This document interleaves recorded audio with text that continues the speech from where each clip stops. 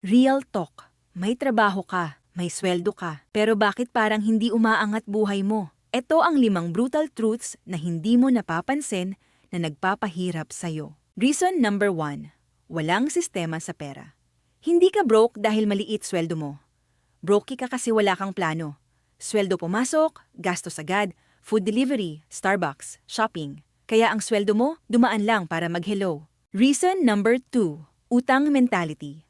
Credit cards, BNPL. 0% installment. Akala mo tulong, pero sila yung nagpapagod sa'yo. Halimbawa, bili ng bagong phone at 6 na buwan to pay. Dinagdagan pa ng Shopee Haul at 3 buwan to pay. Kaya pagdating ng sweldo, parang dumaan lang and sweldo para magbayad. Reason number 3. One-day millionaire. Tuwing payday, diretso agad sa buffet, gimmick with workmates, bili ng bagong cellphone. Deserve ko to! Mindset.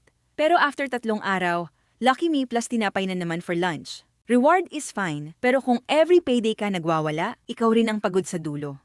Reason number 4. Walang emergency fund. Ito yung silent killer. Isang sakit lang, isang nasirang importanteng electronics, or biglang nasirang bubong ng bahay, boom, ubos agad ang sweldo. Pero kung may emergency fund ka, ito ang nakalaan para sa ganitong hindi inaasahan na pangyayari. Reason number 5. Hindi nag-i-invest sa sarili. Pinakamasakit pero pinakatotoo. Gusto mo ng promotion, mataas na sahod, pero ayaw mo namang matuto ng bagong skill. Sa mundo ngayon, bilis magbago ng tools at systems. Kung hindi ka nag-upgrade, hindi ka rin aangat. No new skill equals no new income.